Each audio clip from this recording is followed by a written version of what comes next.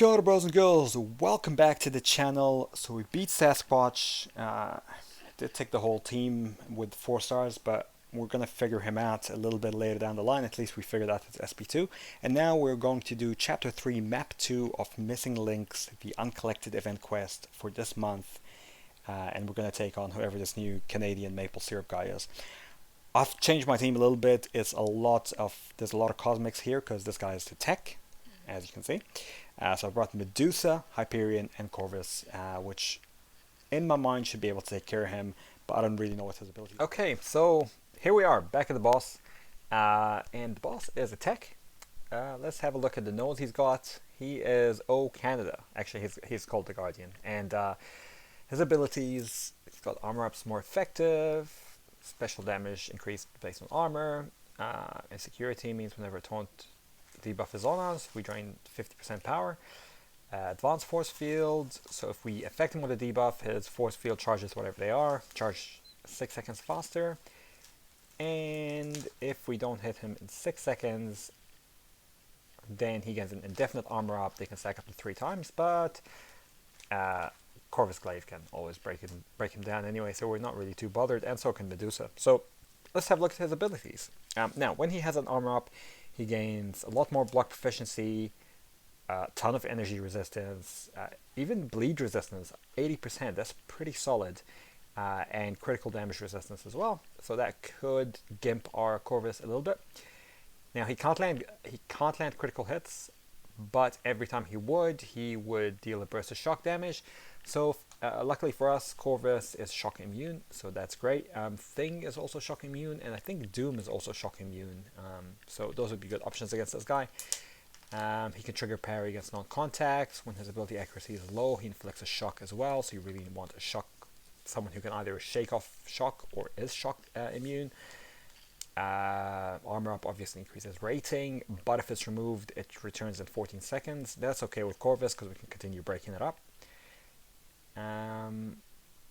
Well-timed blocks have a 100% chance to perfect block.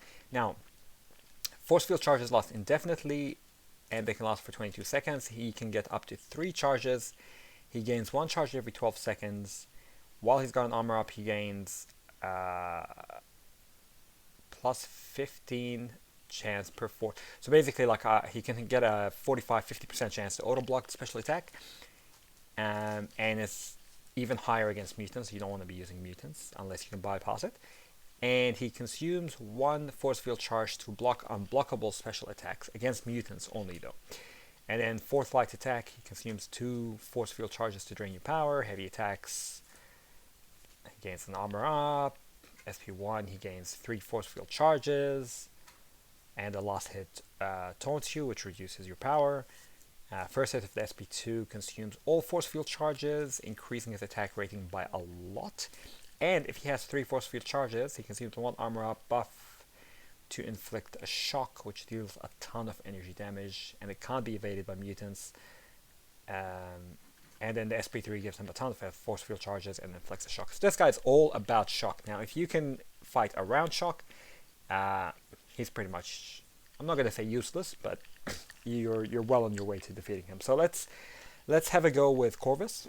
So what we're going to do is we're going to armor block him straight away and just get stuck in. He's going to shock us, but that's absolutely fine because we're basically just going to heal from it at the moment. Okay, SP2 is a little bit like Sentry, but with a different bit at the end. We're going to throw that SP2. Okay.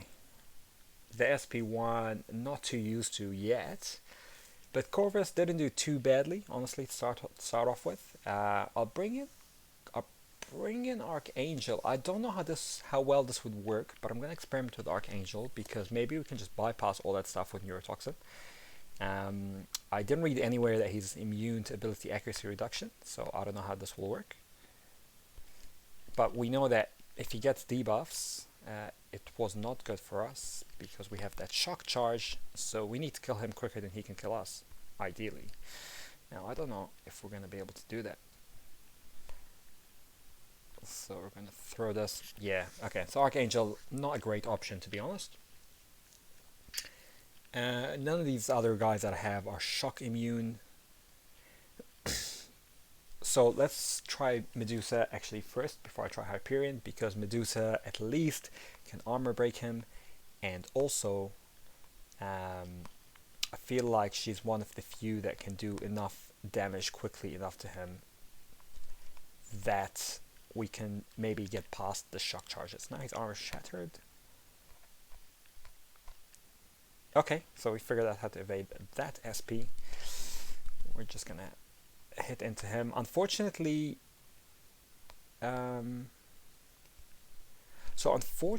actually, armor shatter is not going to do a lot to him because he's got 80% bleed immunity, right? But we are doing a ton of damage to him. His SP2 seems to be a little bit tricky to evade as well.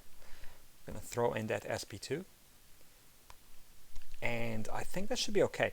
So he's not terrible if you have Medusa or Corvus, but you ideally want a shock immune champ. So Corvus, Thing, Doom, maybe even Electro might work well against this guy, because most of the damage comes from the shock, or even Gulk.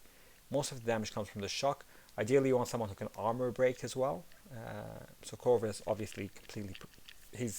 Corvus is a perfect option for this fight if he's one of your top 4 stars. But yeah, I might break down this guy and also Sasquatch with the SP1s, the SP2s, how to evade them, and do a full tape breakdown on their abilities and possible counters. So if you'd like to follow that, make sure you hit the like button, hit subscribe and follow us. And yeah, I'll see you in the next few days. Kaki down, or bros and girls.